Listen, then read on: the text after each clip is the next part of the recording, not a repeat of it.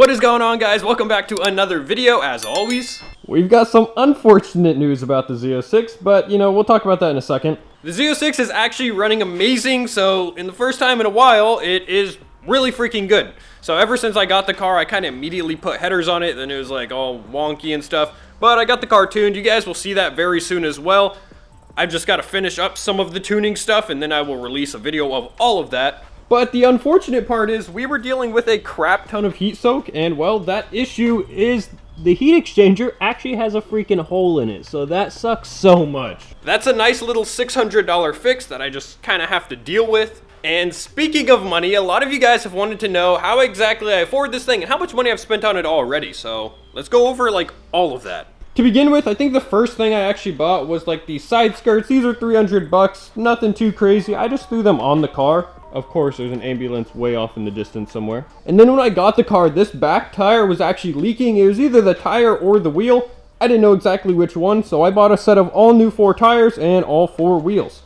And these are VR Forged right there. These are VR Forged DA or DO9s, I believe, something like that. And I got extreme contacts from Continental on the back.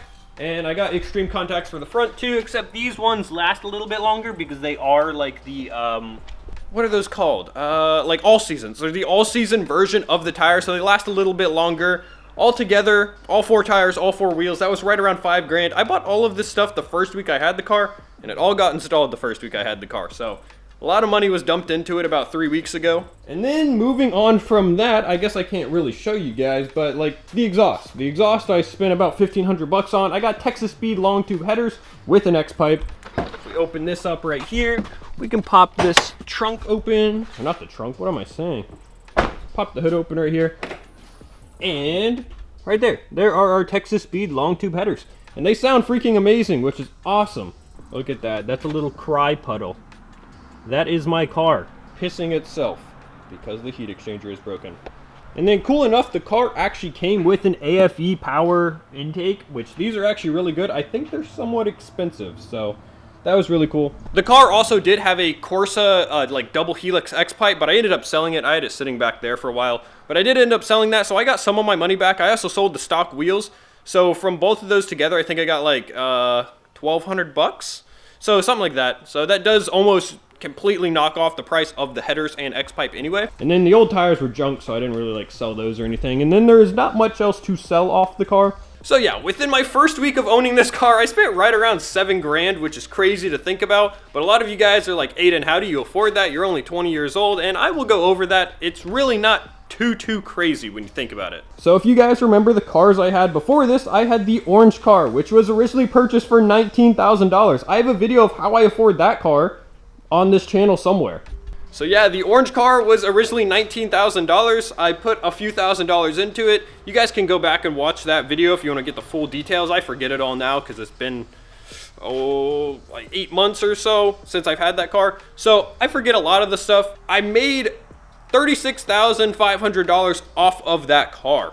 So it was originally purchased for $19,000. I put a few thousand into it for the supercharger and whatnot, but I made a lot of profit. Like, so much freaking money came from that car, and that just happens to be from COVID. Like, COVID helped out so much because car prices were jacked up, and that car was actually purchased right when COVID started, so all the car prices tanked. That car would have been like 25 grand normally, and I ended up selling it for 36.5 with 80,000 miles in a already used supercharger kit. Nothing too crazy. It was just a bolt-on kit, nothing crazy. And then as you guys seen, I had the GT350 in a previous video. I really didn't film much with that car. To be honest, I loved the car, but didn't enjoy it that much, mainly because it wasn't super fast, but it was an awesome car. I think I'll definitely own one in the future. Now I know talking in my garage and showing all you guys this stuff is probably a little bit boring. Normally I would put the GoPro in my car and record myself in there, but the heat exchanger is broken, so I'm not going to go drive this thing around any more than I have to. But this car, after tax, title, fees, all sort of things, was right around like 70, I want to say.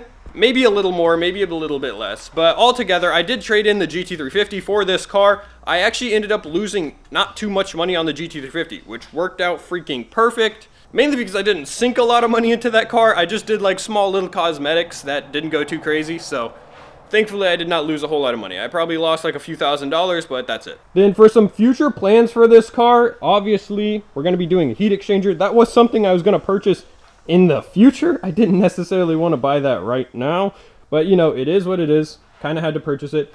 But I think I'm going to get a bigger supercharger lid. Mainly, they say it helps with heat a little bit. The biggest thing I'm fighting with this car is freaking heat soak. These things are ovens. They literally just love heat. Or they hate heat, but they love to create heat. So a supercharger lid is supposed to help out a little bit.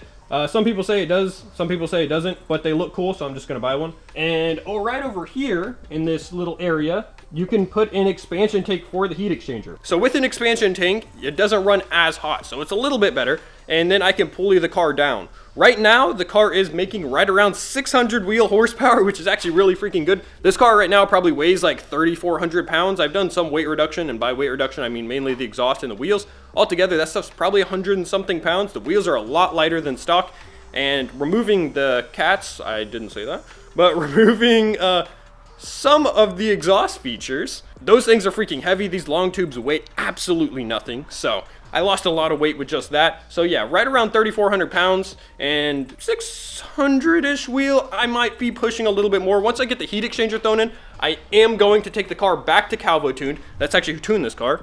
So if you guys want to go check him out, Calvo Tuned right there.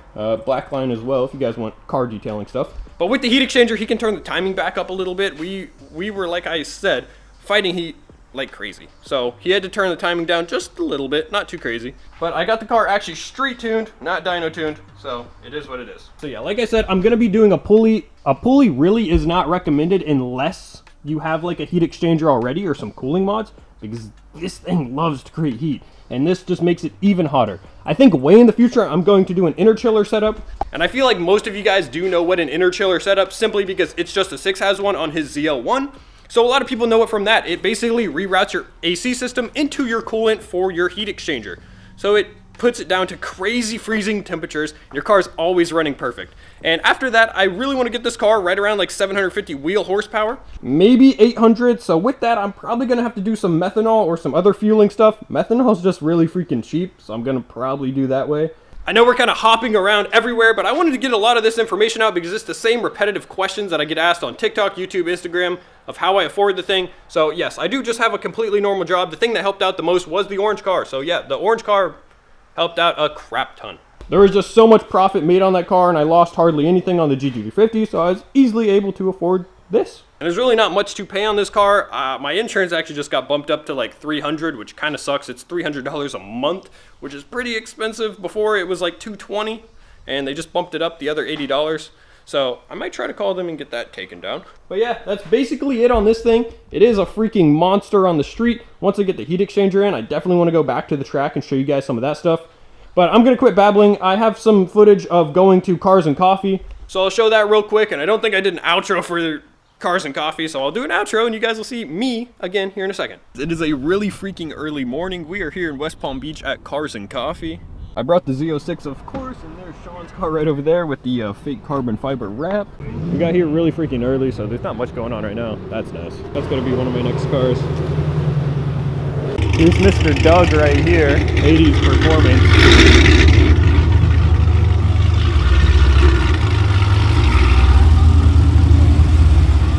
There's a freaking Fiero over here with Lambo doors. Those things are so sick, even though they're like kit cars, they still sound amazing. This is me if I didn't have any money for wheels. This Gen 2 right here is nuts. The turbo is massive, has a parachute on the back of this thing. Sitting on some bead locks, yeah, that's nuts. Here's Cody's dog. Cody never feeds him. This old truck's really cool. It's actually like Mistachrome off the Cobras. This thing nuts. Hey, Cody's dog again. There's literally a Winnebago pulling up. What in the world? Bro, they literally let anything in here. This right here looks just like my old car. It has like, the cheaper headlights and then cheaper wheels, cheaper front splitter. But you know, it's like a bootleg version of mine. It's still nice though. Connor just now pulled up. He's actually supposed to meet up with us this morning. I don't know. I'm not even gonna lie, this Cars and Coffee is pretty dead. We might not hang around here too much longer. I think we might dip probably within like the next hour. Okay, and that's gonna do it for today. So I know the Cars and Coffee was actually like kind of dead, not much going on. It was really boring. We got there way too freaking early, not much going on. But I do hope you guys did enjoy this video. I know there was a lot of talking in the beginning. Cars and Coffee was kind of trash, but you know, it is what it is. A lot of you guys want to know the information on how I afford this thing, so I am more than happy to explain all of that to you guys. Make sure you like and subscribe, by the way. But yeah, that's going to do it for today. I really do hope you guys enjoyed one more time. You guys will be seeing more of the Z06 very, very soon. I have the tune video that's probably going to go up next week once I get the tune finalized with the heat exchanger. But yeah, that is it. See you guys soon.